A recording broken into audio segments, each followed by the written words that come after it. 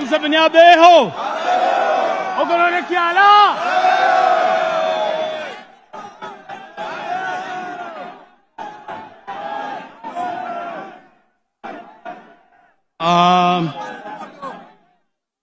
Your Excellency, the President of the Republic of Uganda and NRM Presidential Flag Bearer, Retired General Yoweri Kaguta Museveni Tibuhaburwa, the second Vice Chairman, the Vice Chairman Alhaji Kigongo, and the Secretary General who is here. Protocol observed. Your Excellency, I wish to welcome you to Kaliro District, the land of Zibondo, Lamoji Mukama, and Balamoji. We appreciate you for steering this nation with precision, intellect, and wisdom to greater and greater heights. Thank you. We welcome you once again as our party presidential flag bearer as we look forward to consolidating the gains this country has registered through your stewardship, under your stewardship. Thank you very much, and may God bless you and steer you to higher heights. Kaliro District was carved out of Kamuli District in 25. It has 11 sub-counties and 4 town councils, 87 parishes, and 598 villages. You know, out of the 72,000 villages, Kaliro has got 598 villages. Production has been good. We have benefited from PDM. We have benefited from YLP. We have benefited from UWEP. And we have benefited from a Myoga presidential initiative for skilling the youth.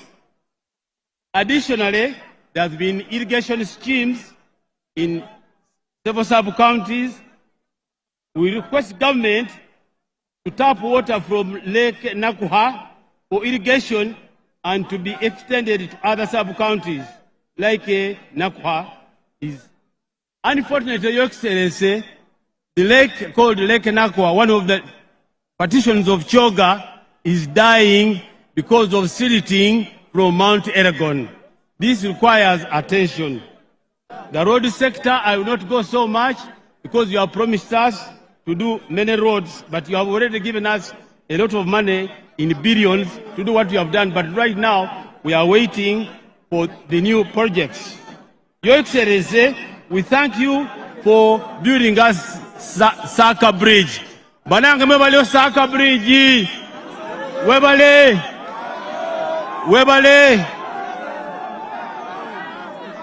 And this bridge, that bridge is connecting us to other parts of Uganda. The water sector has benefited us a lot, and I will not go in detail. Ministry of Water has done a lot of good work. The other sector has done a lot of good work. All we need now, we need a general hospital, one health center, and 4 or 9 health centers. However, we still have sub-counties without government health centers. And we need this to be done. And we beg that you actually give Nawaikoke and Namuiha and Bulumba, here where we are, a serious health center. Sir, Bulamoj Northwest constituency does not have a health center for. And you know Bulamoj Northwest constituency is the one which voted us in last time greatest in the whole of Soga. So it is important for us to remember them. I will go straight to the issue of energy. You have given us energy, but we still need a bit more, and your minister will work on that. There are presidential pledges which Your Excellency did last year, and this incorporated construction of the Bondo Palace and remuneration of the king.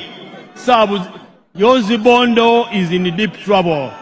You need to go and visit him to see how badly off he is at his current residency on Gund. He's in a very sort of state, and we don't know whether it will last long. So it's very important for us to request you actually to pay this on him, because he's your son. His father handed him to you. His late father handed him to you. The second thing, we have no administration block. Your Excellency, I made a lot of raise in the parliament to get a district, but up to now I have not yet got a serious administration block or headquarters of the district. Your Excellency, Nawaikoke Health Center need to be upgraded to Health Center 4. We need to tarmac the road from Nawaikoke, Irundu, Iyingo, and Kamuli, and Kaliro up to Palisa. We need a highway from Kamuli through to there up to Palisa. Now that you have done Saka Bridge, Your Excellency, construction of Nawaikoke Technical Institute. Nawaikoke, you remember last time you promised us a technical school at Nawaikoke, and this time we beg you that you consider it in the next Kisanja. Kaliro municipality need to be there. We need to now to change from a small town council to become Kaliro municipality, so that the younger men who come, they know that they are in a big city. Your Excellency, there are special requests which I have got to deliver to you. Development of Soga University as a center of excellence is something which we must do. Your Excellency, and we need more courses of science, and should be allocated to Unity. That is the Right Honorable Mama, who is actually seated behind you. Now that she's here, she has even given us Unity, but we want that one to be extended further so that we benefit more.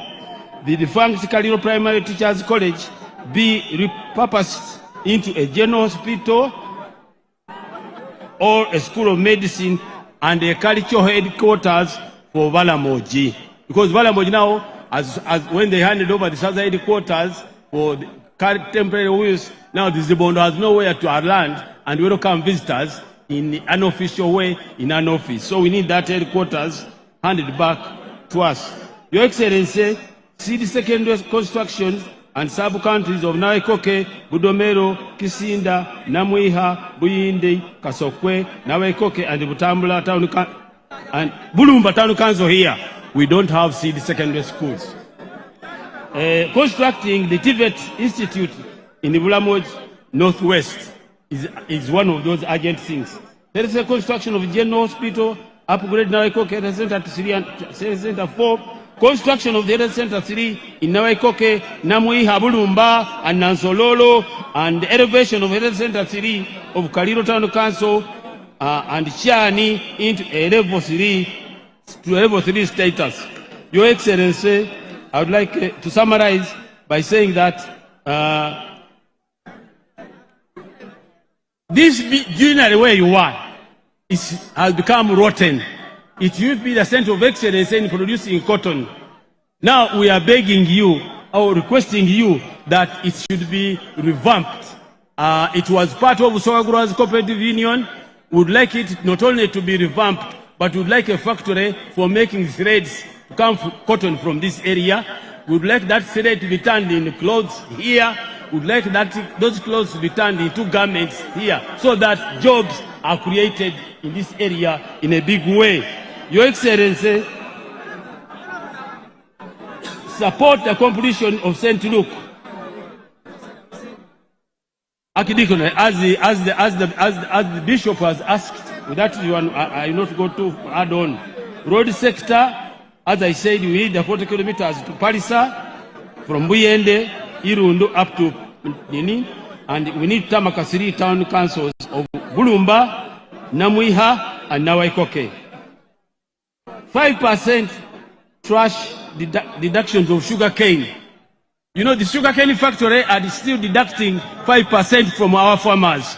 Your Excellency, you already ordered it. It has not been done. I am begging you that you tell them to stop deducting the 5% from our sugar cane farmers. They are suffering enough.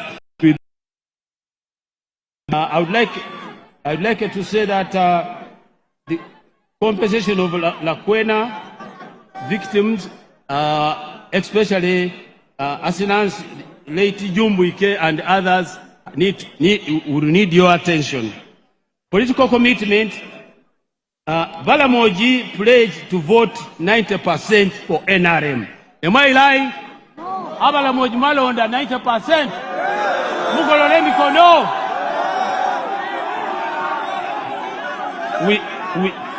We caution the wrong elements in Busoga who are fighting NRM flag bearers to stop Kaliro to handle election affairs. But special thanks to Right Honorable Anita Among for the support and they extended the party when she visited Kaliro. We cannot forget the Right Honorable First Deputy Prime Minister, Right Honorable Alitwala Kadaga is seated here, and the regional coordinator, His Excellency Dr. Spesoza Wandira Kazibwe, and we cannot forget the vice chairperson of NRM, Alhaji Moses Kigongo. Sir, we thank you and we honor you. A few extra, one or two extra things which we must give you.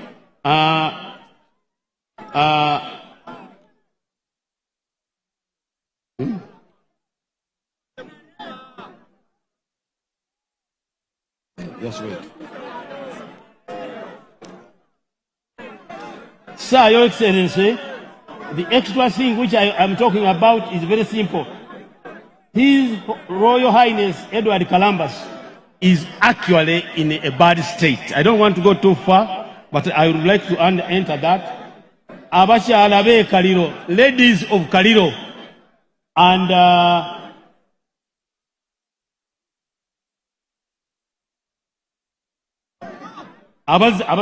n'abakyala abasiraamu, abakyala abakatuliki, n'abakyala abali mu butale, I mean the women in the market, n'abakyala abali mu women league, bali kusaba Her Excellency Mama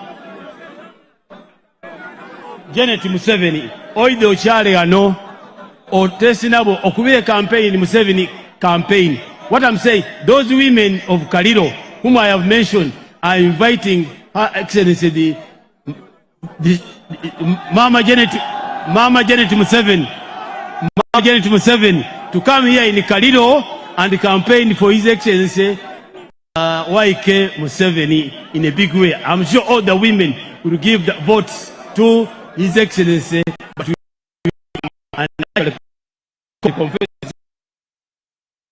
and with his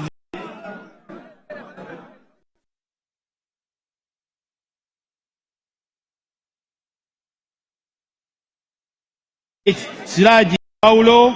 I would like to appreciate and thank Lutaya. I would like to thank and appreciate the girl who is there. Your attention. And I would like to appreciate and thank Chirunda Farouk. And then another one is Mukombe James. I would also like as myself to say that I sent my petition to Chirunda Farouk, and I hope he will return and actually talk for it. With those few words, Museveni abeho, Museveni abeho. Why kekagota Museveni abeho? Mwebale kuiza. Thank you very much, Chairman. May I, at this juncture, invite the Right Honorable Rebecca Alitwala Kadaga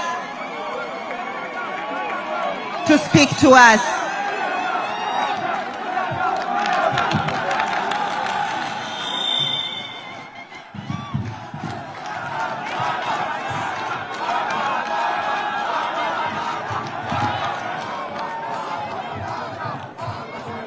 Your Excellency, President waife, ate candidate waife, Mama Janet, wino tusagala okubona webali kwida e Kaliro. Baba mumaiso go kansooke nebaze abantu b'e Kaliro okulonda okwabita ni district esatu zatwemereza ya Busoga b'e Kaliro ndikwenda bebaza kwe mwawe kulonda NRM omulundi ogwabita era ndikusaba nti muire mundigirize ensonga eyo. Your Excellency, ekizimbe ekyo kya Africa Museum era abaana baida kusaba ku history aye obanga pamba takasoboka ndikusaba nti tuteewo ekyuma kya cement gano kubanga ekitundu kino kirimu amabaale mangi. Tukusabanga bwakoleka kire moroto oyamba abasoga bano babasimire nankani ababaale basobola okufuna sente bakozesa ekyuma kino kubanga kikali ky'amaanyi.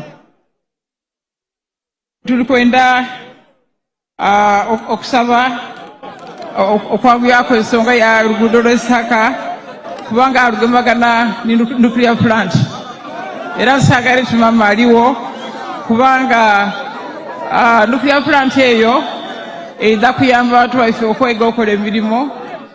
Omwaka gwe twali ebukungu nasaba His Excellency nti koose ya certificate ni diploma somebwe either Busoga University wa Busima University ena Musakali ngama maboliwo kanswete ensonga eyo oda kujja nayo.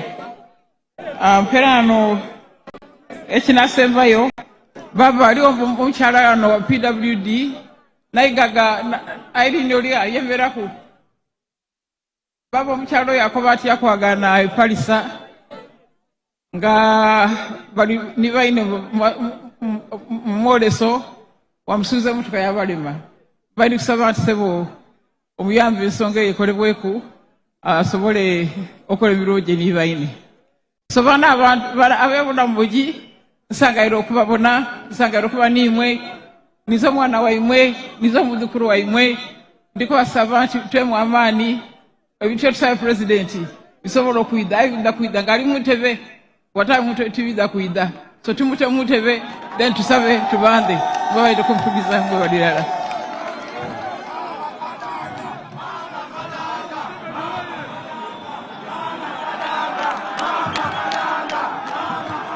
Thank you very much, Right Honorable Rebecca Itwala Kadaga.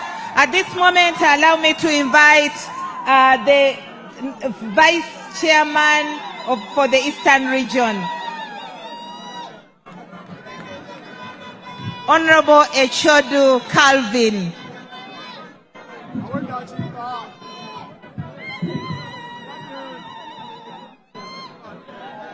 Kaliro oye!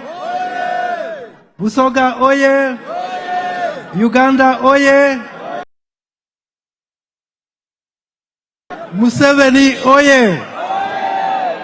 Your Excellency, the President of the Republic of Uganda and Mama Janet Museveni, Minister of Education, welcome to Kaliro. Mine are just simple to thank you as you continue your campaign tour of Busoga. I want to thank you for being the uniting factor in Busoga. I also want to take this opportunity to thank all the leaders of Busoga for uniting and rallying the people behind you. Specifically, I want to thank the leaders of the structures, NRM structures at the districts. Thank you for the good job done. Thank you for mobilizing Busoga. I want to take this opportunity to invite the first National Vice Chairperson to welcome you. Thank you very much.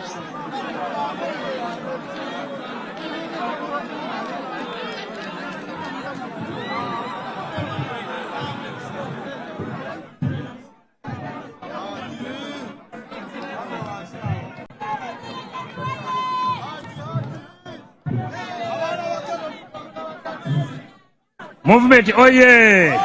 Movement oye! Your Excellency, the President of Uganda and our Chairman of NRM, also Mama Janet Museveni,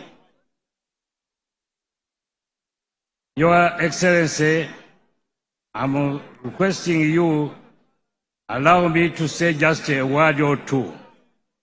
The first one, I request all the leaders of Busoga to unite and work together. If you do that, we are going to win Busoga at a very high. I'm also requesting the leaders to help the people they are leading to stop infighting in the movement. If we start fighting in the movement, we are going really to do something which is not nice. But as you know, we are all in the bus and we must work together and cooperate together so that we can look for the votes better. Once we are divided, then problems can be caused. But we united stands. Divided, we follow. So I'm appealing to all leaders in Uganda, all leaders, to behave very well. Our behavior can help us to achieve so many things. All the demands you are making here, we can receive them when there is peace. Peace is very, very important. You can't buy it from anywhere. People sacrificed for this peace, and we are here to remind you to keep the peace. Once you do that, then Uganda will go very far. And that's why we are very far now. Your Excellency, it's not my day to make speeches. Let me use this opportunity to invite you to come and talk to this gathering, please.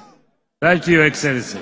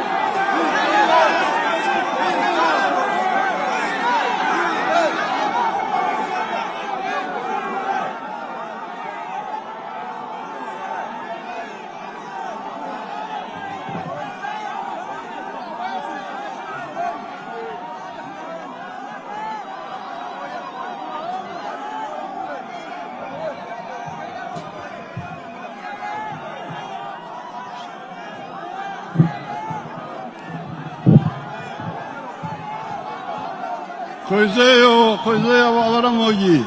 O President alitusugeria konti koizeyo. Koizeyo. Tuliyo mzei. Muliyo mwena. O President abasugiria mwena. Muri kutumura kusa. Mbo muri kusa. Now, the Vice Chairperson, NRM, Haji Chigongo. O Chairman NRM, Haji Chigongo.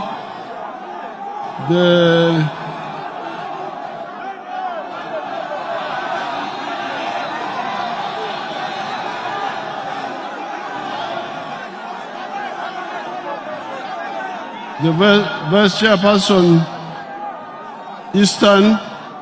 Vice Chairperson of Eastern Uganda. Dr. Kaziwe.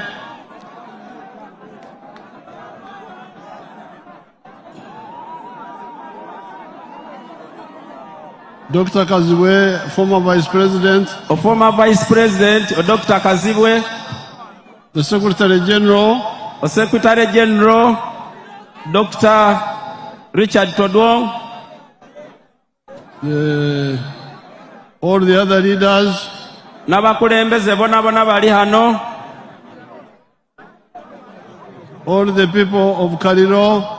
N'abantu b'e Kaliro mwena. Mbaramusiza mwena. O President abasugirie ino. However, before I speak, let me ask Mama to greet you. O President alikoba nti omama kabasugirye ku kaisi. Abakaliro muliyo. NRM jo. Abakaliro mwebale okujja. I come here to thank God for the wisdom He has given to us as a people and the nation Uganda.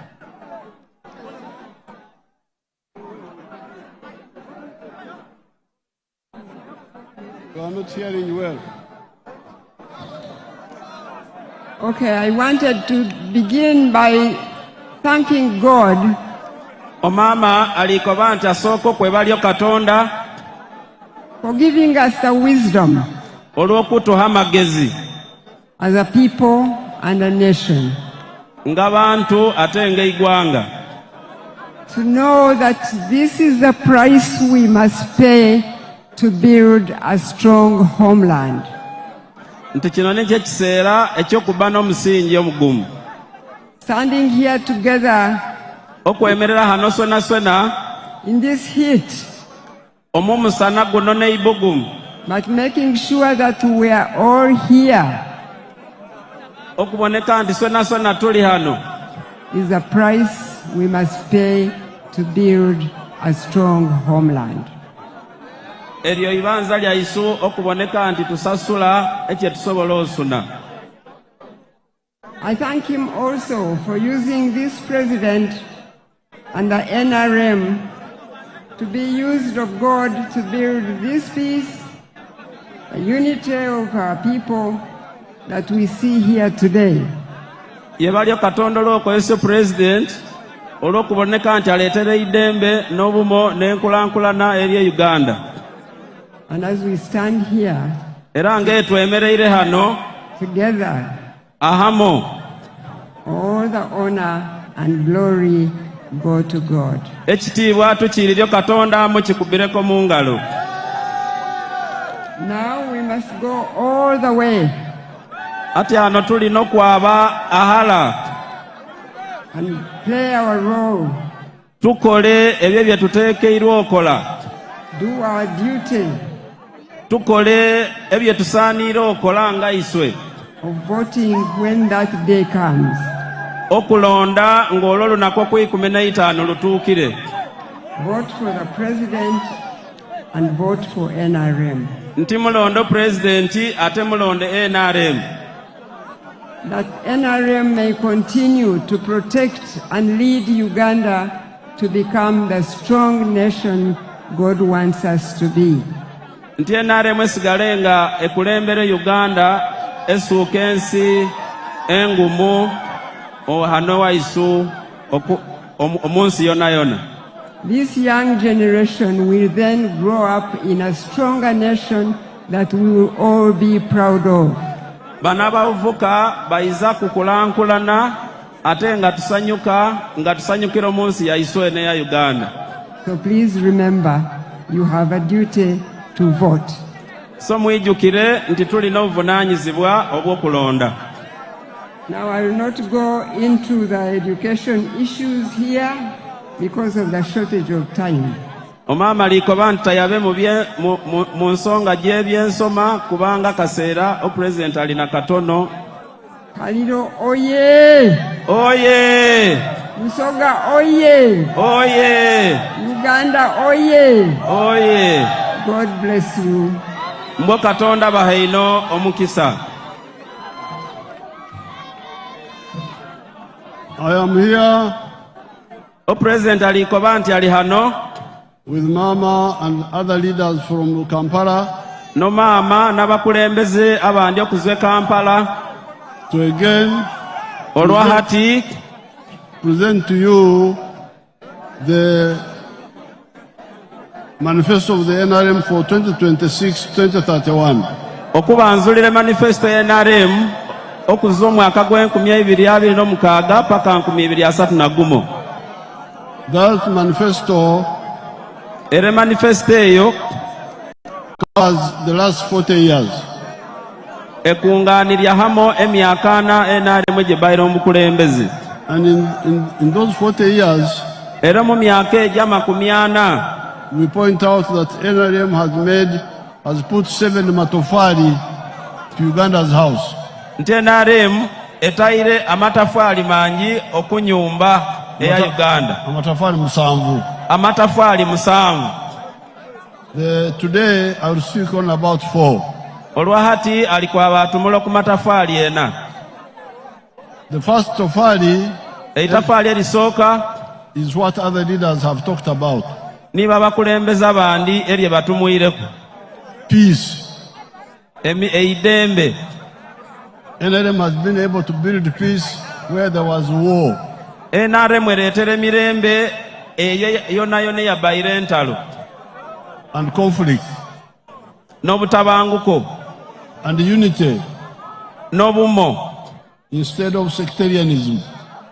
Omukifo ky'okwahulamu abantu. So this is tofali number 1. Eryo niryo eitafaali erisooka. Tofali number 2. Eitafaali eryokubiri is enkulaakulana. Niyo enkulaakulana. Which has got 2 parts. Enkulaakulana erina ebitundu bibiri. Economic infrastructure. Erina ebyo bireeta enkulaakulana. Translate it as emisingi ebyenfuna. Emisingi gy'ebyokusuna. And then the second part is emisingi of the embeera y'abantu. Omusingi ey'embeera y'abantu. Emisingi because they are emisingi egy'embeera y'abantu. These are called social infrastructure. Ekyo bakyeta okukyusa embeera y'abantu. Social emisingi infrastructure. Omusingi ogw'okukyusa embeera y'abantu. So together these are development. Obigayita hamo eyo bagyeta nkulaakulana. I was looking at, and this one involves the roads. Era kino mulimu enguudo. Electricity. Mulimu amasanyalaze. Telephones. Amasimu. The piped water. Amaizi g'emidumo. The railway. Eby'eggaali y'omuuka. Those are the main ones. Ebyo nibyo ebikulu. Then the social infrastructure is schools and health centers. Omusingi gw'okyusya embeera y'abantu mulimu amasomero n'ebyobulamu. Now when you look at the roads, when you look at the roads, olingirira enguudo. We have already repaired the Iganga Kaliro road. Already NRM yaterezya oluguudo ku Iganga okuyiza paka Kaliro. We have done it second round. Bakalwidaabirizya okumala emirundi 2. But now we need to build a road from Kamuli, Kaliro to Palisa. Ayati ano kiri kwetaaga okola oluguudo kuze Kamuli Kaliro paka Palisa mukikubira mu ngalo.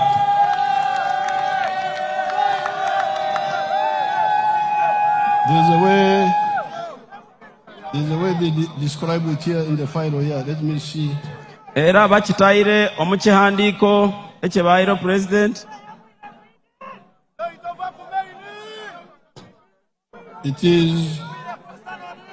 There is Kamuli Kiguru, or it's Kaguru or Kiguru? Eriyo Kamuli Kaguru. Kaguru, Iyingo, Irundu, Kaliro, 90 kilometers. Kilomita 9. Then there is a road, Kamuli, Kaliro, Namuiwa. Eriyo oluguudo Kaliro, Kamuli, Kaliro, Namuiwa. Then they say Mayuge. Is there Mayuge here? Buyuge. Then Palisa. Paka Palisa. So those are the roads we need to do. Ejo nije enguudo opresident gyaliko bantu gye twetaaga okolako mu kisanja kiri kuyiraku. To tarmac. Okuboneka nti bagikubaku okolansi. Mukikubireko mu ngalo banange. Now on the side of of electricity, ate ku nsonga y'amasanyalaze our strategy was to get electricity up to the district headquarters. omukusooka nti amasanyalaze gayize paka ku district headquarters of all the districts of Uganda. Districts gyonna gyonna egya Uganda. And I think now we have covered all of them except maybe Buvuma. Era ekyo kikoleberwe okutoolako Buvuma. Then from there, our strategy is to take up to the sub-county headquarter. Okuzwaho tulina okutwala amasanyalaze paka okumagombolola ku bitebe bikulu by'amagombolola. So when you hear people saying electricity has not yet to go to this village or that village, that may be true, but the question is, has it got to the headquarter of your sub-county? Abantu ebakoba nti ekyalo kino nakidi kikaliiso n'amasanyalaze kisobola okuba kituufu. Ayobuulye okuyigomboola lyo gatuukire.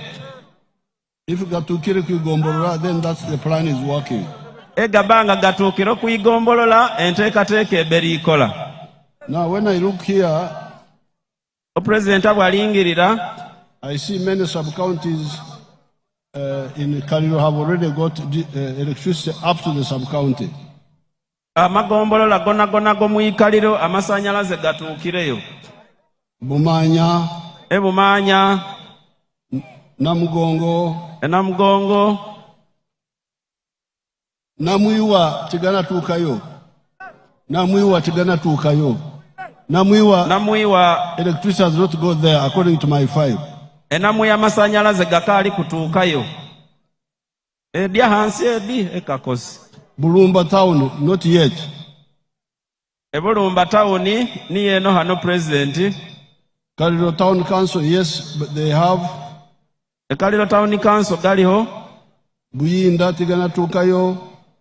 Buyinde eyo hala gakaali kutuuka.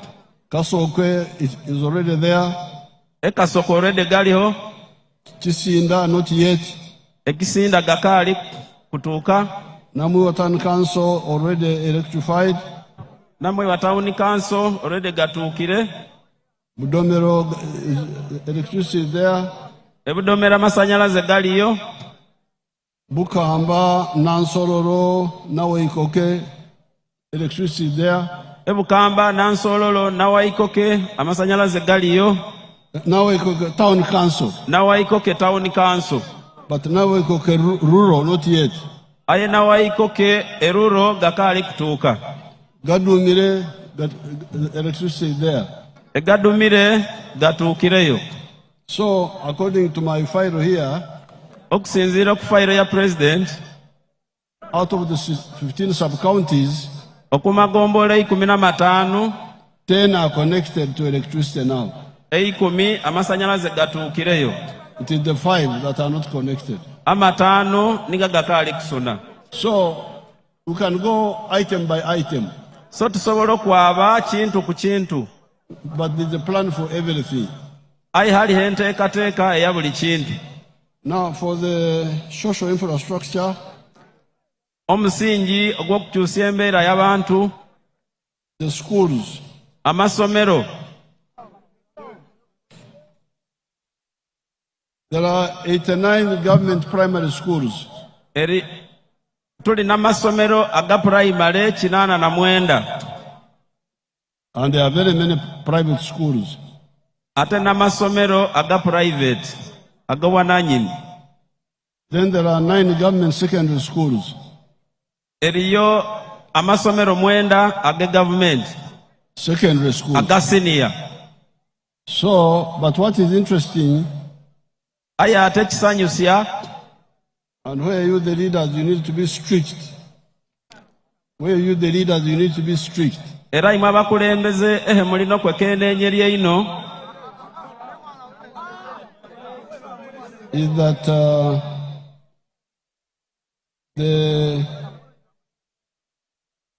Kaliro has got 87 parishes. Kaliro erina emiruka 87. And has got 89 government primary schools. Ate erina amasomero 89 aga primary nga ge government. So the government primary schools are now more than the parishes. Ana masomero ga primary aga government mangi ino okusinga emiruka. But they are not well distributed. Ayeti bagagabire mu bwenkanya. So you find that all the 89 government schools Weyagana anga masomero gona gone kinana no mwenda. They are only in 38 parishes.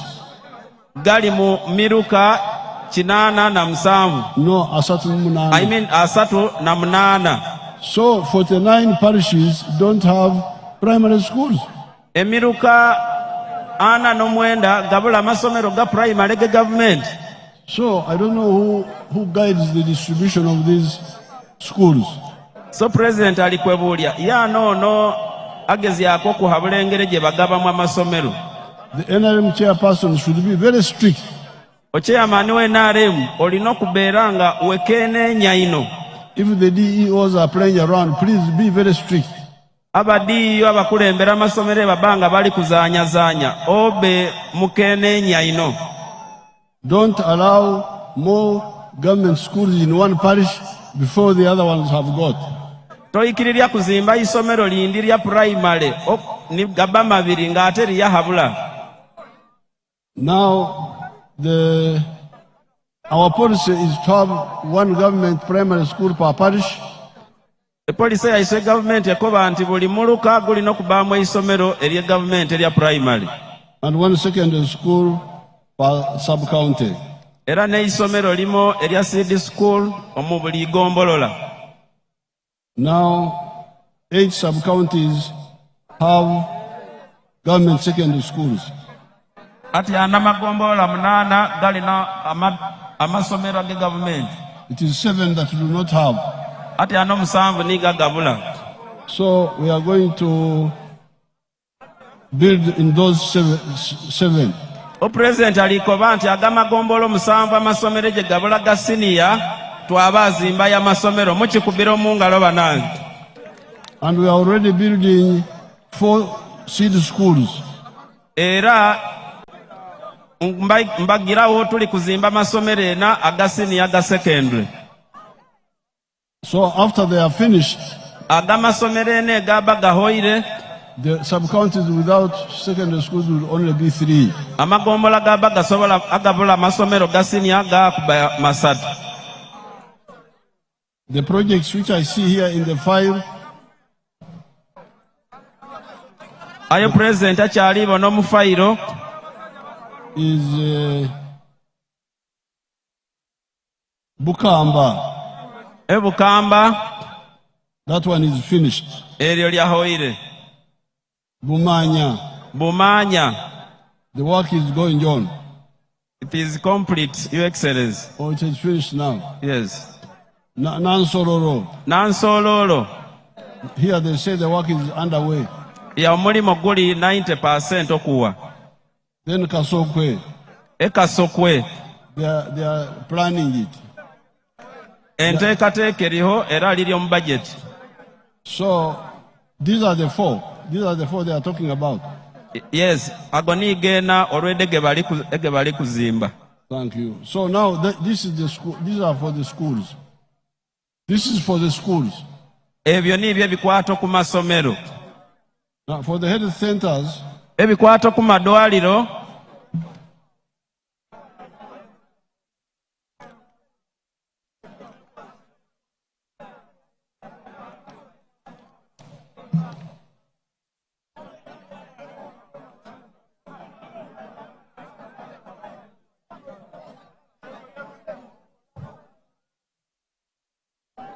out of the 15 sub-counties, okumagombola 15, one has got a health center 4, erimo lirina health center 4, and 9 have health center 3s.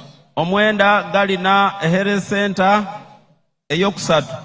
Therefore, Nolwekyo it is only 5 sub-counties that do not have either health center 4 or health center 3. amagombola 5 agabula madwaliro obago eidwaliro erye health center 3 oba eyokuna. And the plan for that Era enteekateeka kwekyo is to upgrade Kaliro Health Center 2 in Kaliro Town Council Health Center 3. Nikwo kukulya eidwaliro Health Center 2 ye Kaliro esuka Health Center 3 mukikubiro mu ngalo. Then construct new health center 3s in Bulumba Town Council. Era bazimbe eidwaliro Health Center 3 hane Bulumbe hetuli. Nansororo. Enansololo. Namwiwa. Enamwiha. And Nawaikoke. Nenawaikoke. Then Kaliro district has one health center for in Bulamoji constituency. Era Kaliro district erina Health Center 4 eri hano mu constituency ye Bulamoji. We need to upgrade one of them to a district hospital. Kyetaaga okukulya erimo esuuke general hospital. And build a health center 4 in the other constituency which doesn't have. Era tuzimbe Health Center 4 omuyisa zerindi eribula Health Center 4. Now these two bine bibiri economic infrastructure omusingi ogw'ebyensuna and social infrastructure n'omusingi ogw'okukyusa embeera y'abantu constitute development. Bituukya enkulankulana. And this is the second tofali NRM has put on Uganda. Lino ni ly'eitafaali eryokubiri NRM eryetaayiro ku Uganda. Some of us who are old are good witnesses. Era bantu abakulukulumu baho obujulizi. They are good witnesses. Era abajulizi basa. Bajulizi basa. Excellency. When I was at Ntale, 1961, President yabaire Ntale omugwenkaaga n'ogumu. There were very many boys from northern Uganda, eastern Uganda, and other parts of Uganda. Abaire abavuka bangi abazwa omu north ene mu bugwanjuba n'ahakati omu central. Why? Lwaki? Because there was no A-level schools in the whole of the north, the whole of the east. Kubanga yabeebulayo isomero erisomesya A-level omu north n'omu east. And there were only 3 boys' schools with A-level. Era yabaire y'abavuka basatu bonka omu A-level. Budo, Kisubi, Ntale. Ebudo ne Ntale. Ne Kisubi. Ne Kisumu. Kisubi. Then for girls, Namagunga, Nabingo, Gayaza. Atabahalanga basomera Namagunga, Nabingo. So and there were very many boys, many of them from Busoga, like Tuma. Yabaire abavuka bangi omu Busoga ngo Tuma. Like Nabuguzi. Onabuguzi. Like Alfaki. I don't know where some of those boys went. Nga Alfaki, President Amaito babataireyo. There were very many boys. Babaire abavuka bangi no. So when I come here and I find that Kaliro only ati anabwaiza hano na yagiryange Kaliro has got 9 secondary schools. Erina masomero gasini ya mwenda. And some of them A-level. Atenga gandi gasomesya ne A-level. I feel very happy. President asanyuka. I say the work is still there to be done, but we have moved. Wairo mulimo gukaali guliho aya ate tutambwire. So this is second tofali. Eryo niryo eitafaali eryokubiri. Ate the NRM issues, please listen to them carefully. Ate ensonga gye NRM mugihulirisienga ino. We are not politicians. Tituli b'ebyobufuzi. We are freedom fighters. Tuli balwaniriri b'eidembe. What we say is what we mean. Ekye tutumula kye tuba tutegeezya. And what we mean is what we say. Ate kye tutegeezya nikyo kye tuba tukoba. Now, we have been having a tarmac road from Kaliro to Iganga. Ati ana mube mulina okolansi ngazwa Kaliro ayazwa Iganga kutuuka Kaliro. For a long time. Okumala ibanga inene. But the people who are on that road, aya abantu abali ku luguudo olwo, they sleep on that road at night? Bagono ku luguudo olwo lwa kolansi obwire? Bagonera ku luguudo olwo? President aliba bulya nti bagono ku luguudo olwo? Baliko banti no mbe. tosobola kugamba nti kubanga oluguudo olulungi kaneba kawano. Tosobola kuba nti olw'okuba oluguudo olusa kanambaale hano. Kandambaale wano. Olambaala wa? Olambaala haina. Your Excellency bali kantiika. Ika. At home. Olambaala ika. Yes. Nange olwaleero nzirayo ika ewange ekityeerera. Ero President yenolo hati alikuirayo ewuwe ika ekityeerera. Sigenda kulambaala wano. Tali kwaba kulambaala hano. So when you go back home, ati anetuirayo ika obutaki bwoleseeyo ku makya obwolekereyo amakeezi ogenda kusanga bukulindiriire. Oyo akubwagirya nga bukulindiriire. Ne bukugamba nti tukyali wano. Era bukoba nti tukaali tuli hano. Sukaali taliiwo. Osukaali abulawo. Amafuta g'etaala tegaliiwo. Amafuta g'etaala gabulawo. Abaana engoye ntono. Abaana engoye ntono. Now, that's why omusoga. Kyova obona omusoga. Yakitegeerera. N'akoba nti akange kakira akaife. Nakoba ati akako kasinga akaisu swena. What is mine is better than what is ours. Ekyange kisinga ekyaisu. So that's why kyova obona the 1960s omugwenkaaga we started telling people, please make a distinction between wealth and development. Nti mwahuleho ahakati w'obugayiga n'enkulankulana. Don't kugumarira abasoka bane ekigambo abaganda bane ekigambo kugumaza. Timwagumalya. Banyankole call it okuzya. Abanyankole bakweta okuzya, to divert. Okuzya okubuzyabuzya. To divert, not okubuza, but to divert. Instead of my attention being here, I look this way. Omukifo ebirowoozo byange okuba hano ate nimbitwala mu mbali. And you don't see what is crucial for yourself. Ate notamanya ekyo kye weetaaga nga y'omuntu. So that's why we said, please. Kyova tulikoba nti bana. Wealth obugayiga is very crucial. Kintu kikulu ino. And it is the one which is next to you. Era nikyo kikuli okumpi. I even quoted what Jesus said. Era o President yaleetera no Yesu kye yakobe. Seek ye first the kingdom of heaven. Nti onoonye obwakabaka bwa Katonda. The rest will be added unto you. Ebisigayireho byali kweyongerwaku. That time I said, seek ye first homestead incomes. The rest will be added unto you. Ebiseera ebyo yakobere nti osooka onoonye ensuna y'ey'omaka ebisigayireho byali kugoberera. Now there where we started in the cattle corridor. Gye twatandikiire gye baayente. In the cattle corridor mu Lukoola. Omubikoola eyo abantu bahulirisirye ebyo twabbe tukoba. I can give you some examples here, like a man called Matongo. I can give you his example here. Ero President asobola obahako example mulinge oku TV eje giriawo ku screens. Amazina ninge George Matongo owangoma mugongo guntu hano gwataka shozi nandi kutaha umurimo gwanjye ndi murisa nteze maja kureba nuko itandikira tataka ndagente bakubya talobo hagwakidanda meirisa zakanya nagura amataka nyose nazo zankorera ibintu kwenda zashubikiza abana bihereze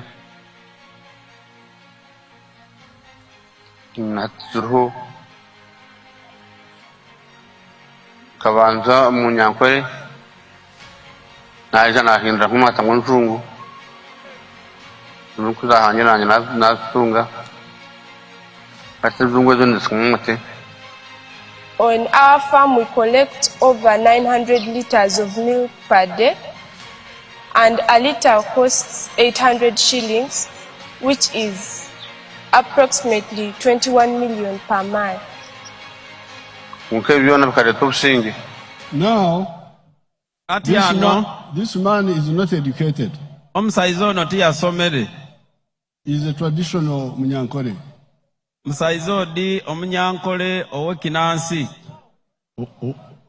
Abali mu nkola y'obujjajja. But when we sensitized them, they changed. As you can see,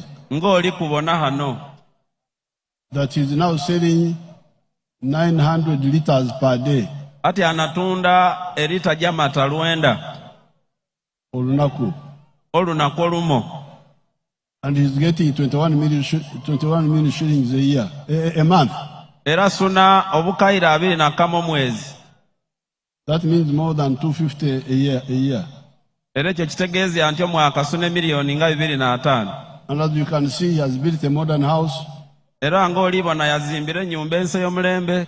with solar power there.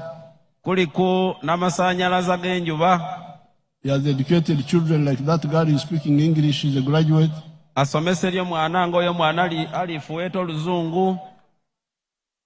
has changed because of listening to the message.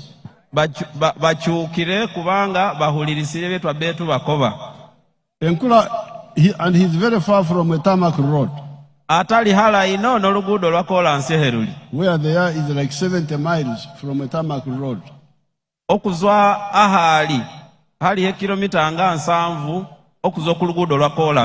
Mairo. So, enkulakulana ntono mukitundu kyabwe aye enkulakulana nyingi aye obugayiga bungi. This is now example of how we started with those people in the cattle corridor. Now when we came into the government, we gave the same message. 1995 I made a countrywide tour. And I was telling everybody the same message. In the 1996 manifesto, we put 4 acres model.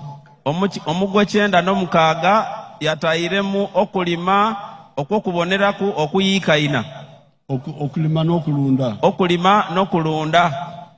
And we said 1 acre coffee, 1 acre fruits,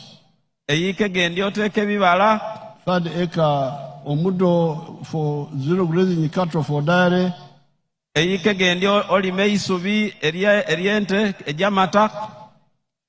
acre 4 food for the family.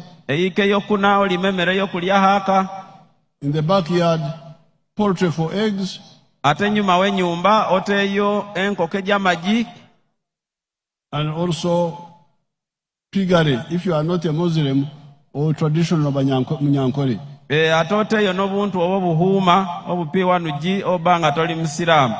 Or traditional Munyankore like myself. Abanyankole abeira. Ayabe biseera bino embizi wazimazeewo Abanyankole. Ayabe biseera bino Abanyankole bamalireho embizi. Then in the wetlands, on the edge of the wetland, fish farming. So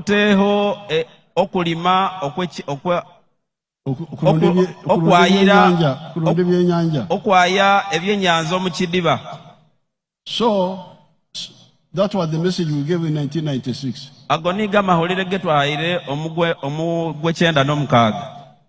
And it was in the manifesto.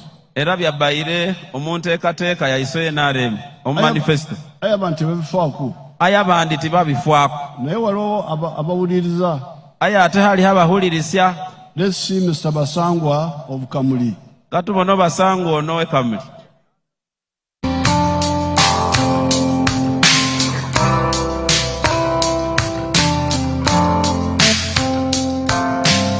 Nze Basangwa Johnson, Managing Director wa Jeka Poultry Farm. Jeka Poultry Farm eyaganibwa Bukwenge, Kamuli Municipality, Kamuli District. Mu 2007 twatandika obulunzi nga tutandikira mu Kamuli Town Council by then mu plot yali 50 feet by 100 feet. Ezo futi 5 ku 10 eda itaka.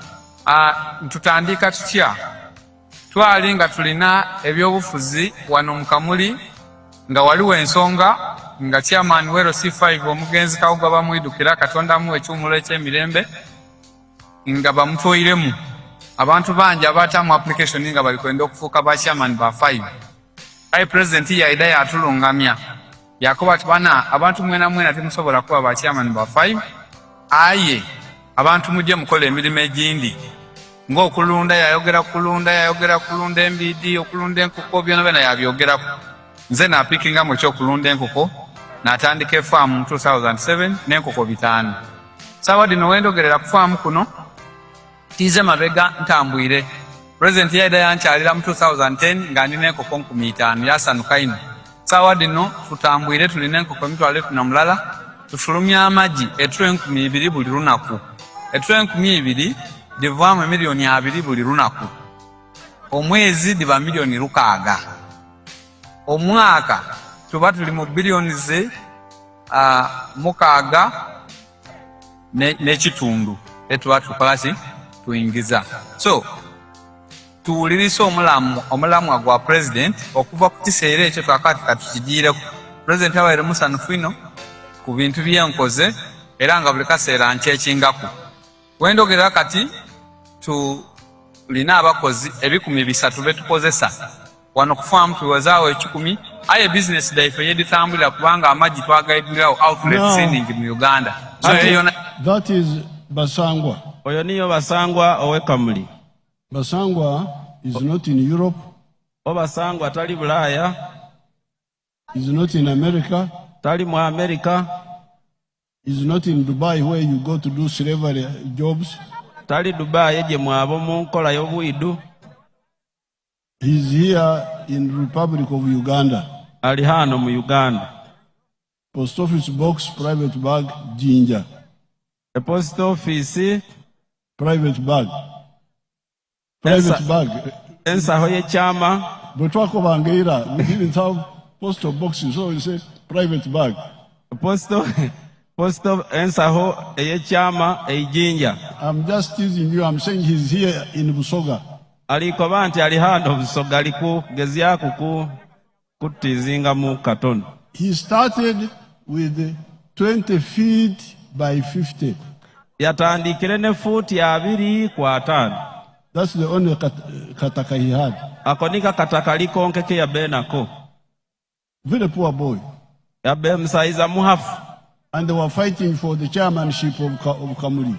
Era babe balwanira wa chairman wero C5 Kamuli. With the late Kawubu. No mugenzio Kawubu. But I talked to them. Aye yatumuire nabo. And he listened to my message. Era yahulirisirie o president ekiya bakoba. And he chose poultry for eggs. Era nalonda okwaye enkoko ej'amagi. And I think I visited him. I even invited him to Nambole in one of our national conferences, I think. Era president ayijukira yamulambuireku era namweta omulu kungana lwaiswe Nambole olw'NRM. Together with Mrs. Kiza of Masaka. No mchalo Kiza owe Masaka. But now, ayati ano, Basangwa is selling, he has got 100,000 something chicken. Erati anesa wajino ayaye enkoko emitwalo nga 10. 10 nga 10. And he's selling 2,000 liters, 2,000 trays per day. Era asuna eture y'amagi 2,000 olunaku. And he's getting 20 million shillings per day. Era olunaku asuna obukaira 2. Buli lunaku. Omwezi 600 million. Emiliyoni 600. Imwe mutumura obutaki. Imwe mutumura obutaki. Aye basangwa atumura bugaiga. Ayati anolo obasangwa alina lulimi lw'ekigayiga. Atali wano mu Busoga wano. Atali hano kumpi Kamuli mu Busoga. So, please. N'olwekyo NRM members. Ab'ekibiina ky'NRM. Muve mu ndoolo. Muzwe omundoolo. Mwena. Karamoja. Edyo mu Bakaramoja. There's a man there who has got very good witness, whom I saw recently when I was there. Eriyo musaiza eyahaire obujulizi eyabireyo ebiseera bitali bya hala. Mr. Korea Dick Ogira. I am a model farmer in Abim district. My village here is called Arangetoy West. Arangetoy Parish, Abuk Town Council, Abim district in Karamoja. The mango trees you are seeing here were given to me by the president through Operation Wealth Creation. I received 200 mango seedlings and I planted all, and they are all doing well. Apart from this venture, I got money from PDM last year. I got 880,000. And I used 800,000 for buying 10 goats. And the goats are there. They have multiplied. They are now 16. Part of the money of PDM I used for buying cassava stems. Through that money, I've managed to plant 2 acres of cassava. They are now doing well. The first acre I intend to harvest next year in January. Then for the mangoes, you are seeing, I started harvesting last year in 2023. The first harvest, I got 6 million. That was in June. Then second harvest in November, I got another 6 million. So last year, from these mangoes, I got 12 million shillings. I've been selling to the people around. Actually, Soroti Fruit Factory has booked this mango. They want me to take these mangoes tomorrow, 2025, to the factory. Actually, I've been selling locally. I've been selling 1 at 500 shillings, 2 1,000. And people are buying. These mangoes are very good. The mangoes, trees you are seeing here, are giving me money. A lot of money. And I want to thank His Excellency, the President of the Republic of Uganda, Kaguta Museveni, for coming up with the idea of Operation Wealth Creation in the country. This is money. I am not going to suffer. My children will not suffer because of this wealth. I call it wealth now. I always harvest. I don't harvest mango. I harvest money, not mangoes. So I want to thank our president so much. And next year, if all goes well, I expect to get 18 million first harvest. And then second harvest, I also expect to get 18 million. So, that is somebody not in America, not in Dubai, where you go to do slavery, not even in Kampala, not in Jinja, in Karamoja, where Enkulakulan is not so much. There's now electricity in Abim, but they don't have a Maramur road. Amasanyalaze gali abimu. But they don't have a tarmac road. Aye tibali babula luguudo lwa kolansi. Aye obugega buliyo. Aye obugayiga buliyo. As you heard. Nge muhulire. The mangoes, the goats. Emiyembe, embuli. We are talking of cassava. Omuhogo. I want to congratulate the people in Uganda now, even here Busoga. Atako kuyozya abantu abana Uganda na hane Busoga. When I'm flying around, abanga likuvuga, I mean nga ali omunyonya hangulu. I see that many of you have planted cassava. That's very good. Abona nga banji kuimwe mulimiro muhogo. Muhogo. Ekyo kisa. Muhogo is good for food. Omuhogo musa kubogulia gukozesya ngemere. But it is also an industrial crop. Ayate kirime ekyabo mu makolero. A raw material for making starch and so on. Gwe bakozesya okozesya starch n'ebisigayiro. Now final. Ekisembayo. Mujulizi myself. This is myself. Let me show you my own small experiment. Ekisembayo president yena alina kyokubonera ku ngayi. Not in my private capacity.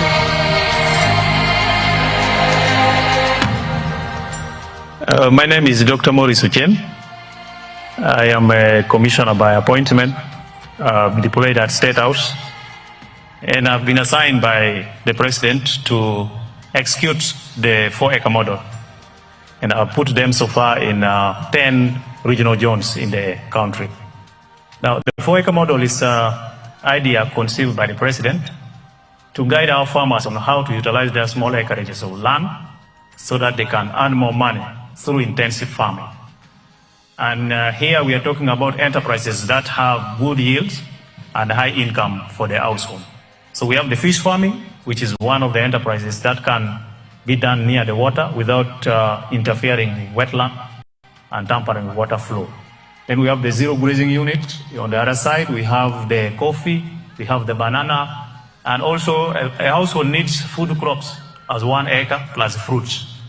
So this idea of the 4-acre model is to support income for the household. And as I will go into the small mathematics, we will know that it's capable of pulling somebody out of poverty. Now, specifically on the fish pond, here is about 20 by 50 meter pond, 1,000 meters square. After finishing the excavation, we stock 10,000 fish. We feed it for about 8 to 9 months. In the north, which is warmer, the fish grow faster. And in the west, which is a little cold, you add 1 more month to reach the same quantity of grams. So by that time, the fish will be about 800 grams to 1.5 kilograms. In the market, the fish which is 1 kilograms or 800 grams here cost about 10,000 shillings. So after having stocked here 10,000 fish, by 10,000, somebody will get 100 million in 1 year. And then when you subtract other cost of managing, which is roughly 30 million, somebody can be able to save 70 million on this fish pond. And in this size, we can put 2 of them in 1 acre. So meaning in this particular acre, somebody should be able to get around 140 million shillings. Now, that is my own testimony now.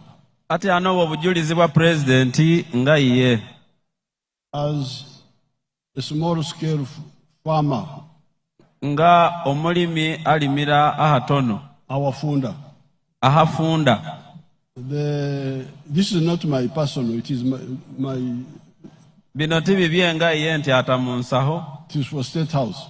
Aye bya State House. In my private capacity, I'm a big farmer, I'm not a small one. Inga yo president mulimi munene inoti talima tontono ngo.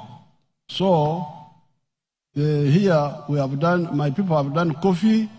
Abantu be hano bakole balimire mwanyi. Bananas. Ebigogo. Pineapples. Enanansi. And zero grazing cattle. Ate no kwayente okwomukiyumba. And fish farming. No kwaya ebinyanza omukidiba. Now you have seen from half an acre a pond of 20 by 50. Era bw'olina ekidiba eky'emita 2.5 meters eky'emita 2.5 will give us 100 million per year. kyaba tuha emiliyoni 10 omwaka. And it is in half an acre. Ate kiri tikiherya yiika kikutu okuyiika enamba. When you deduct costs, otoolaku ebyobotairemu esente gyobotairemu, you remain with 70 million. Osigazi emiliyoni 7. So if you have 2 in an acre, so bw'oba n'ebidiba 2 okuyiika, from fish farming alone, okuzwa okukulima okukwaya ebinyanza byonka, you will get 140 million. Olikwasuna emiliyoni 18 omwaka.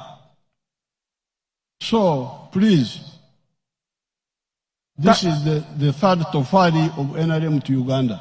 Kale banange lino niryo itafaali eryokusatu eri NRM eri abannayuganda. NRM has done 2 things consistently. NRM ekolera ebintu 2 ng'ate teteera. Okuhabula n'okuhagira. You to get out of poverty. Iwe okuzwa omu butaki. Our advice is correct. Okuhabula kwaisu kutuufu. And the support, if well used, works. Ate n'okuhagira obanga okukozesa eryekusa kukola. So those who divert you are really your enemies. Ababa bagotya balabe banyu. Bring other things this year. Okay. Baleeta bintu bindi kino na kidi kale. Kibumba aliwo. Okatonda aliho. He will know the truth. Baiza kumanya ekituufu. Now, etafaali eryokuna. Basangwa has provided it. Obasangwa amalira olituha. And others have done it, but I can use Basangwa. Nabandi bakikolere ayalikuwa batumira ino ku Basangwa. This is the issue of emirimu. Ni ensonga y'emirimu. Where do jobs come from? Emirimu gizwa haina. Emirimu gye government buli omu nalwanira. Babombolekana like empty tins. Bakubokerere ng'ebidomola ebibula mu kintu. The jobs, let's see, Basangwa, he has already started, let's repeat it. Katubona Basangwa ono mangu ahakobere emirimu.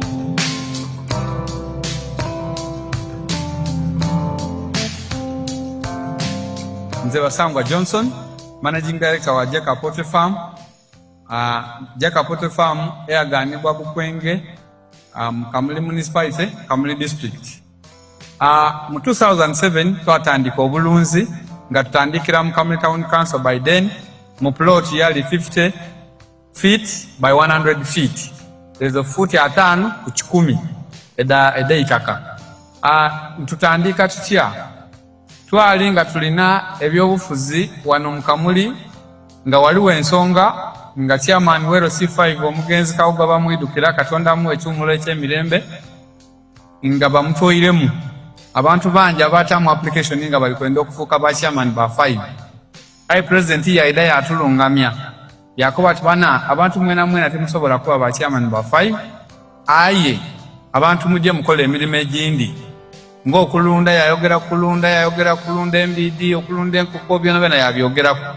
Nze napikinga mu ky'okulunda enkoko n'atandika farm mu 2007 n'enkoko 5. Sabadi no wendogerera ku farm kuno tize mabega ntambwire. President yaida yankyalira mu 2010 nga ndina enkoko 5,000 yasanuka ino. Sabadi no tutambwire tulina enkoko 2,000 tufulumya amagi etwe 2,000 buli lunaku. Etwe 2,000 divaamu miliyoni 2 buli lunaku. Omwezi diva miliyoni 6. Omwaka tuba tuli mu biliyoni 6 n'ekitundu etuba tukolaki tuyingiza. So tuwulirisa omulamwa gwa president okuva ku kiseera ekyo twakati katukigiireko. President awaire musanufu ino ku bintu byenkoze era nga buli kaseera nkyekingako. Wendogera kati tulina abakozi 300 betukoze. That's what I wanted. Freeze that. Aho president atakira. Now, ati ano Basangwa got from poverty to obugaiga. Obasangwa yazuire mu butaki nasuuka mugaiga. By listening to our message. Ngahulirisya ebye tubakoba. But obugaiga of Basangwa now have created 300 jobs. Ayati ano bugaiga b'Abasangwa buleetera emirimu 300. Now some people confuse you and tell you that they were fighting for one position of chairperson LC5. Ati ana abantu abandi babahozisya ngati ana babe balwanira ekifo kimwe kya chairman wa LC5.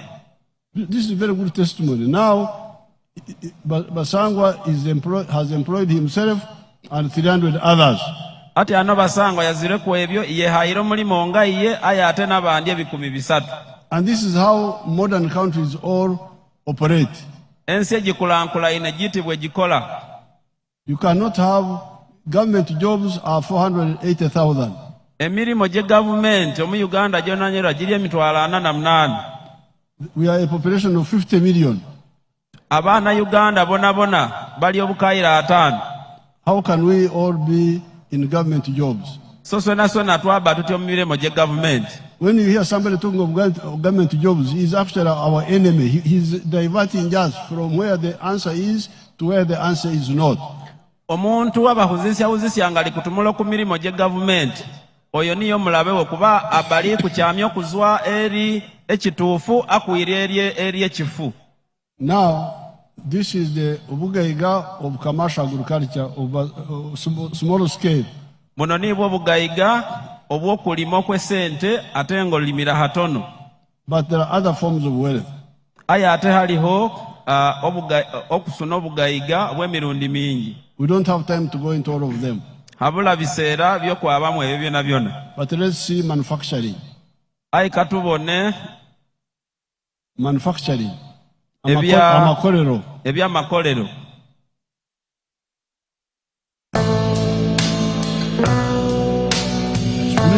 Freeze there. That's a new town which has come up. Eyo tawuni mpyaka near Mbale. Eri kumpi n'Embale. It is a town of Amakolero Goka. Eyo tawuni eri mu makolero gonka. In Uganda, people had got used to towns zobuduka duka. Abana Uganda babe banalire tawuni nga muli mu buduka duka. Bukutunda ewuzi, sabuni, bichebyo, ebizigo. Butunda wuzi, kereta, mpisyo, sabuni, bizigo. Zebaita town. Eyo mbuniye tawuni atya. Naye bw'oyingiramu omukozi ali omu kaduuka. Aye mulimu omukozi moiza omukaduuka ke. Omukozi moiza akubuuza ki oyagala kisebo oyagala nkukolere ki? Era niyakubuulya isebo oli kutaka ki nkukolere ki? Emirimu giweereyo. Aha mirimo giba gihoireyo. But here these are now 75 factories. Aye hanati ano gano gali amakolero 75. And as you can see, they are all new. Era obona gona mahiyaka. New factories. Makolero mahiyaka. So when people go outside, keep the other one there first. The factories first. Keep them there. So when people go out, go and say, NRM has done nothing. And those factories are here. You must be sick to say that.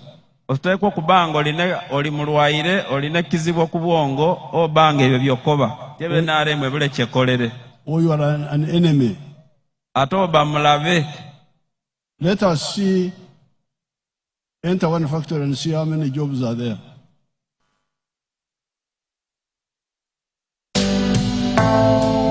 Freeze there. See how many young people are working in one factory. Let's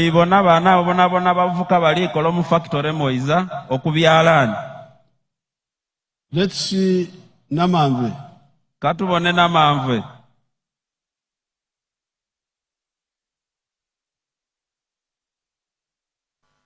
If you can get it quickly, we are getting late. Those are the factories of Naman. There are 273 now. agonigo amakolero agalye n'amanvwe galye 273 n'amasatu. And they are employing 44,000 people. Era gahayira abantu emirimo 40,000. Now, all the factories are now employing 1.3 million people. Ati ana makolero gona gono mu Uganda gali kuha abantu emirimo akakaire kamo n'emitwalo 4. 1 million emitwalo akakaire n'emitwalo 3. Akakaire kamo n'emitwalo 3. That means they have created more jobs, 3 times more jobs than the government ones, and in a very short time. Kitegezi anti amakolero gakubiziryemu emirimo gye government emirundi 3. So I don't know whether they have hotels here. If they have a hotel, show us how many workers there. If you have quickly.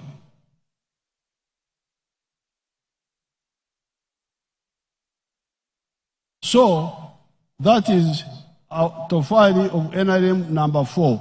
Eryo niryo itafali eri NRM eryokuna. Emirimo. Where do jobs come from? Emirimo gizwaha. There are 3 other matafali. Eriya matafali agandi 3.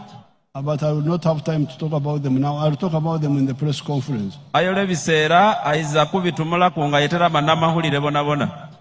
I want to end with the issue of free education. Alikumalirira n'ensonga y'okusoma okw'obwereere. Since 1996, I introduced UPE, intending it to be bonna basomera obwereere. Okuza omugwe 96 yaleetere ensoma y'obwereere nga bula ekyo sasula. So we sent additional money to the schools. Yahererye sente eri amasomero. But the people refused to implement it. Ayabantu bagayina obikola. Up to now, their children are being charged and sent out of school. Nesaawa gino bakaali bataaha emihendo mu masomero age gavumenti ate ni bagudya n'abaana nga ndi babisasula. So I decided to do a peaceful resistance. So n'olwekyo yagezeryeku okusomesa okulaga obunyiivu bwange, but in a positive way. Okulaga obunyiivu bwe ayo mu ngeri etayonoonensa. Ey'okusomesya. I started the skilling hubs. Yatandikire n'enkola ey'emikono. Amasomero g'ebyemikono. Where the children study without paying. Abaana gye basomera ng'ate tibasasula. I don't know whether my graduates are here. If they are here, let them come. They are there. Imwe abeyikalira masomere ebyemikono mu Izani.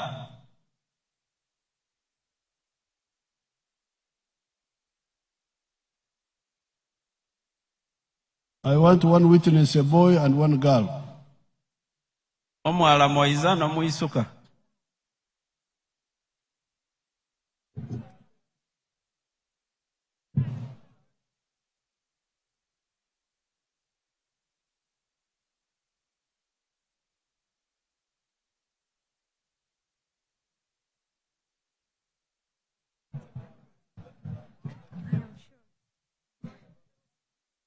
Amaina gange banje tashkwida Mary Joyce okuza obutongole village Buyinda sub-county Kaliro district. Nasomere. You say why you left school? What did you study? What are you doing now? Don't talk about too many things. Nasomere paka senior 2 aka school fees kagota. Nenjaba okuhabu nensoma bakery and confectionery.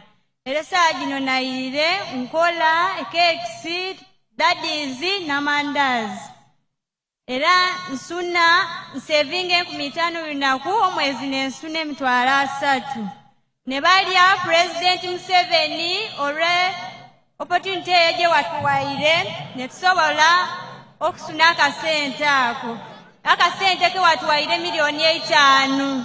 Yatuwaire $5,000,000 ebyokwekulangulanya era twaba akakozesya tusobola okulankulana. NRM oye!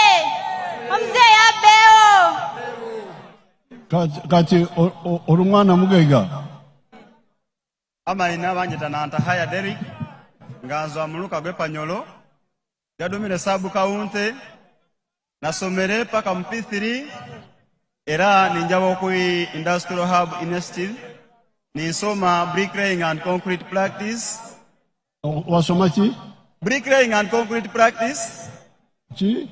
Bricklaying and concrete practice. Bricklaying. Era nasomera emyezi 6 ninzwayo ninjira omukyalo nayira omukyalo ninsuna ntandika okolako obulimu obutonotono obu contracts ntandika ozimba imala ninkwataku n'abanange ntandika okwa omufield nga otizimba tusunako obu contract obu contract nga tusunamu obusente omwezi nga nsuna emitwalo 45.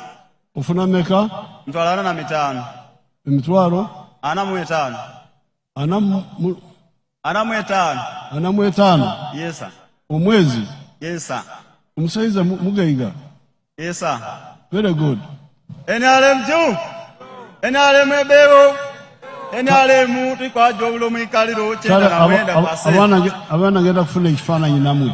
Now abaana abo president yakwe kubya nabe ekifaananyi mwabaawo kumpi. I'm now tired of unnecessary conflicts. I'm tired of unnecessary conflicts. O president yakohere ntale gye kisiru. Because we waste a lot of time. Kuba tumala ebiseera bingi. So on the issue of free education, ensonga y'okusoma kw'obwereere, you can see these children who had lost hope. Obona abaana bana babeebahuwese ly'essuubi. Let me show you what they are able to do now. Kabalage kwatya n'essaawa gino ebyo basoboire okola.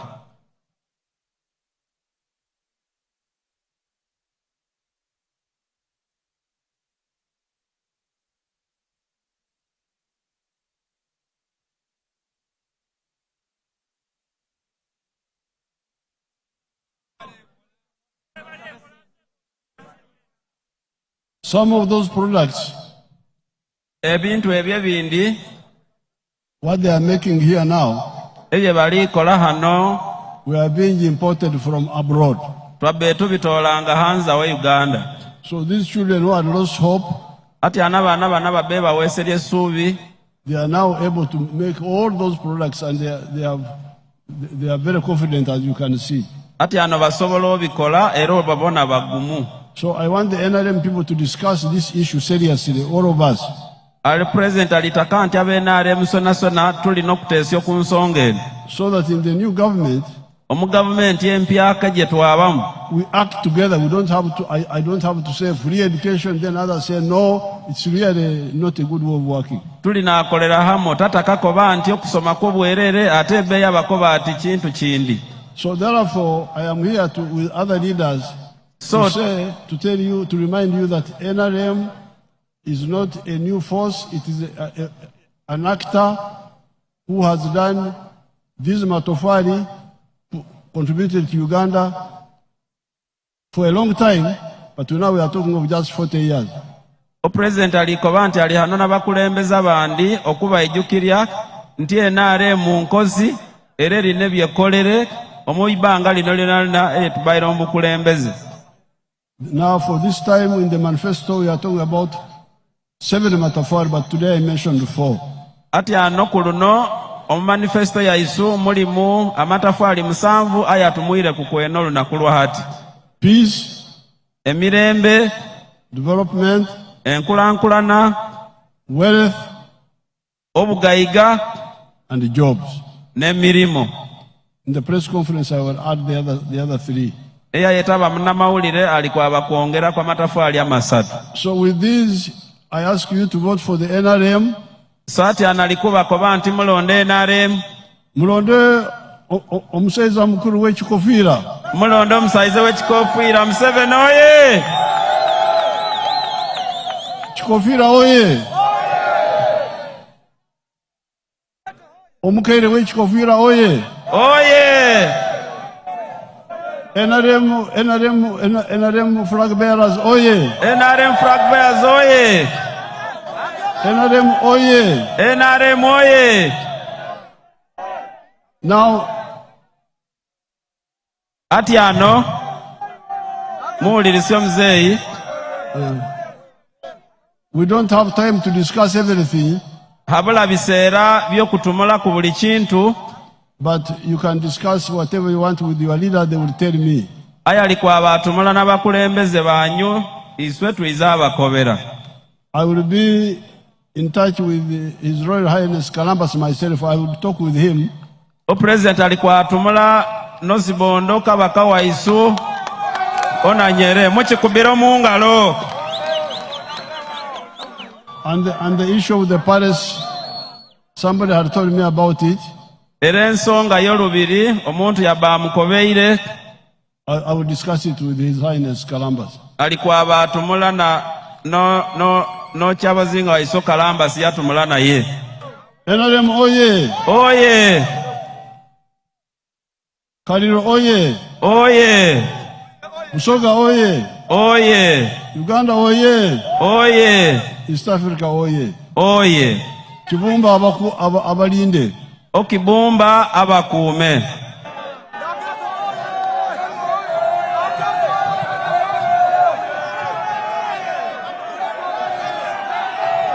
Let's have the flag. Now the argument, Buire translates this. Yes, Your Excellency. The arguments about flag bearers, whether they are good or bad, ensonga yababa kwaite flag oba basoba babibi should be handled systematically. Kirina okolebwaku omumbeera engumu.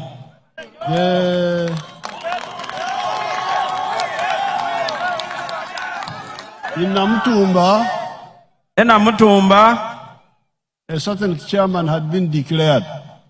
Ochairman ogondi bamulangirire. But Mena, the one who is there now, Ayomenya esawa jinaliyo appealed. Yakolere appeal omu tribunal. And brought very good facts.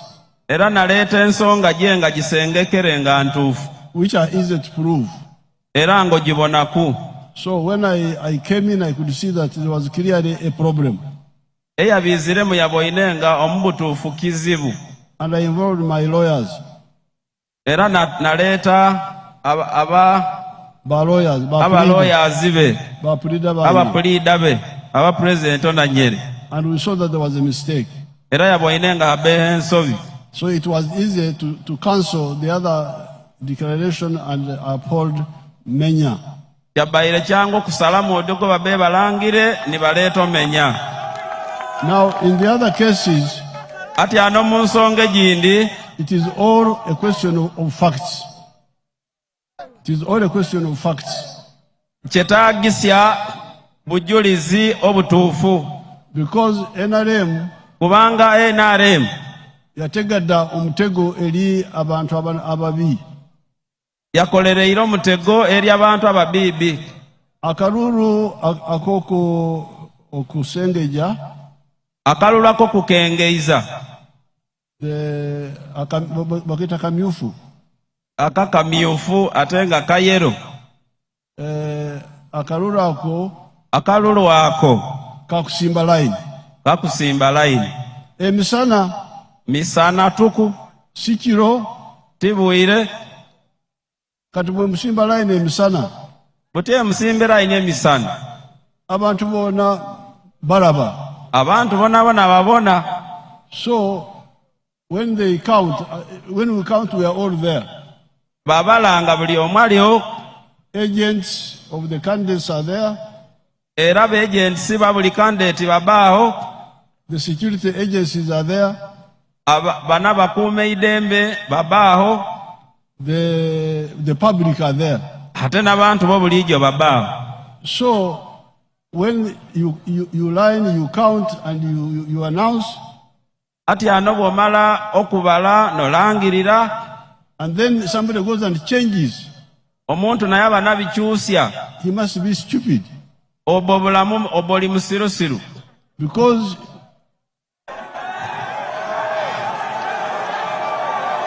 kubanga we can cross-check. But stop. O president alibakoba nti mulinde ababagulire. Be disciplined, please. imwe ebe bagulire kule kuiza hano kwasa abantu. Be disciplined. No, you leave them. I will control them. You leave them. Obaleke security obaleke timwabakwata. Aba police tembakwata. Timwabagoti yao. Zengenda kukozesa olulimi lwange okubatereza. O president alikuwa abakozesa olulimi lwe okubaterezya. So muwulirize imwe. Esawa zigenda. Kabiri mwabagizi bange muleta kavuyo imwe muwulirize esawa gyaba. So n'olwekyo you should, if the candidates are together with his agents, o candidate n'abagent sibe, they have very good facts babanga balina obujulizi obutuufu which they bring to me, and then I can cross check ejje baleeta gyali era nabiringamu, like I did in the question of Menya. ngati ano omenye ya kikolere. Then it is easy to act. Kyangu ino okuba nekyokola. Not only to cancel, tikusala mu kwonka, naye kubanga okukyusa ebivude omukalulu oba empapula z'eggwanga. Kubanga okukyusa ebizuiro omukalulu oba empapula gy'eggwanga. Musango gwa Nagomola. Even if he is already a member of parliament, n'obw'obanga already oli member wa parliament, we shall arrest him and put him in jail. Twaba kukwata era tukuteeka mu ikomera. So you don't have now to kutabula NRM. No. Be systematic. Leeta obujulizi. So n'olwekyo timwazo eno kutabula NRM nga mwasayasa, muleeta obujulizi.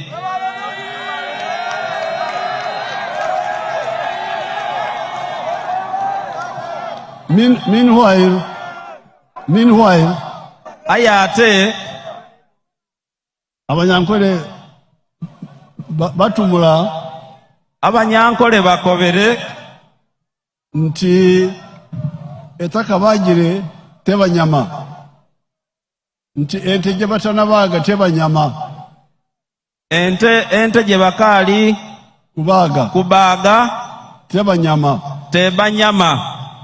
Tugenda kusanga ente etambula mutali n'ogiyita nti eyo nyama. Toyagirye ente ali kutambula oti eyo nyama. Osooka n'ogibaaga nefuuka enyama. Osooka n'ogibaaga kaisi nesuuka enyama. Kati flag bearer gwe bakwasa ebendera, ara ne aba flag bearers bahayire bendera, okutuusa bwe tunaleeta obujulizi obumala nti tugimuggyako, okutuusya nga muleetera obujulizi obubatoolako. Then we shall say, flag bearer abeewo. Twabakoba nti ono niyo flag bearer. So therefore, n'olwekyo temwakeeyana. Haji Kigongo agenda kukomawo wano. Haji Kigongo alikwaba kuiza hano. Mujje mumulage ate nange bandeetere okwemulugunya kwammwe. Muleete ensonga gyanyu n'obujulizi imwati ano bwe muli nabwo. Mwebale ino. NRM oye. NRM oye. Ogeiga oye. Enkulaakulana oye. Emirimu oye. Eidembe oye. Ate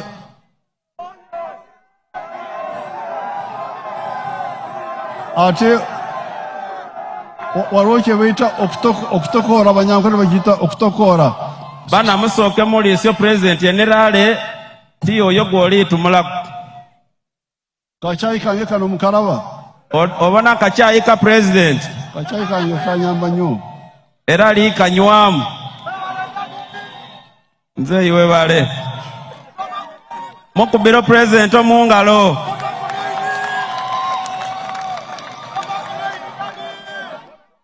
Nze yabageto bo bali wano bagamba nti tova ku main. Egeto oye. Waba wa milioni 10 bali hape. Singa muwulirisye singa akakoola Singa kakola kagwa mu kyayi yange. Singa kakola kagwa mu kyayi we. Abanyankole bagamba nti katokola.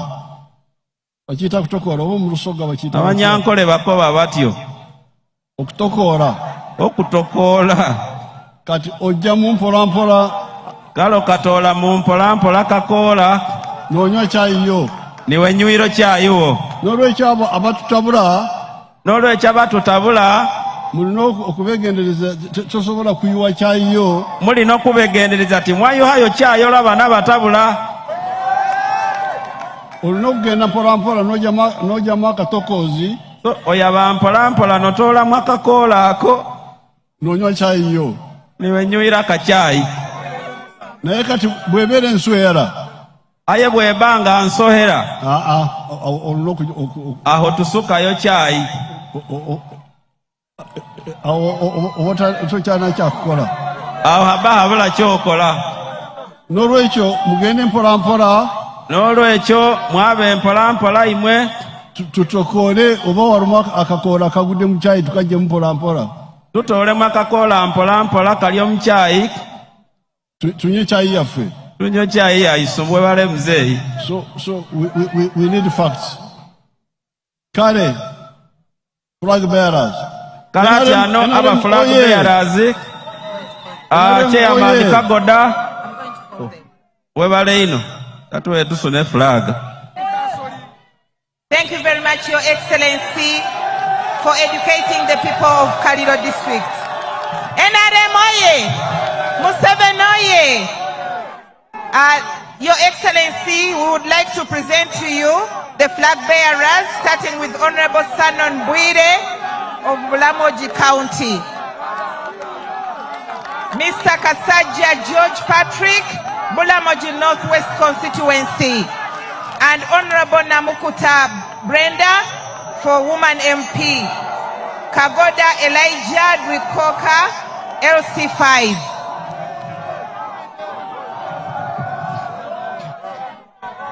Honorable Sanon Bwire is the flag bearer for Bulamogi County. Honorable Bwire oye! Bwire oye!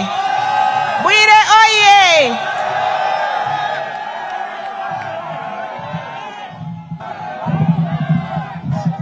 Honorable Namukuta Brenda for Woman MP. Honorable Namukuta oye!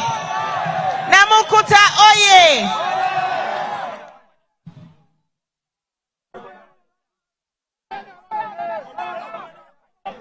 May we now have Kasaja George Patrick, Bulamoji Northwest.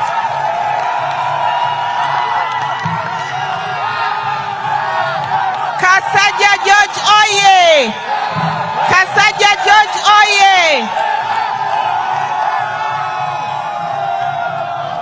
Your Excellency, may we present Mr. Kagoda Elijah Di Kusoka, LC5.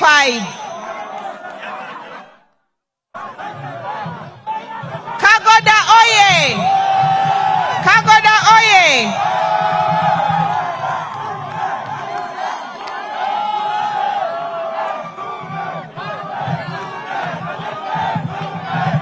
Thank you very much, Your Excellency.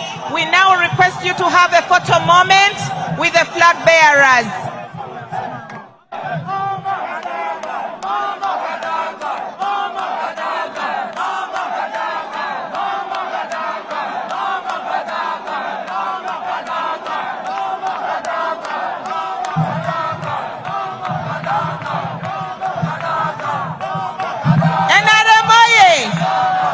We now have His Excellency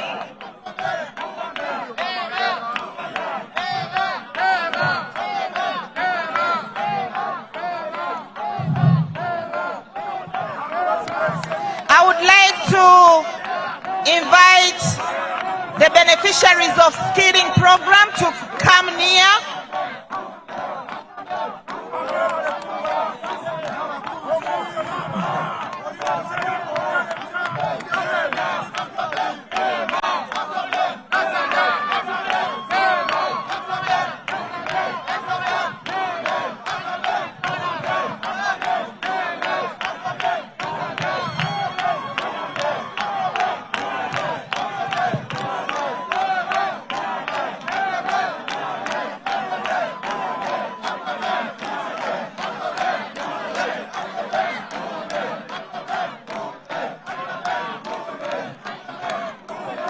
Thank you very much, Your Excellency.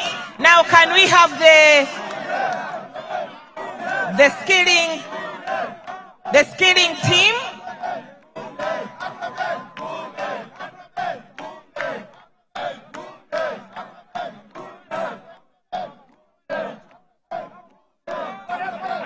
His Excellency is having a photo moment with the skilling beneficiaries. Now, may I request, Your Excellency, we have 3 of our people, our members who decided not to stand.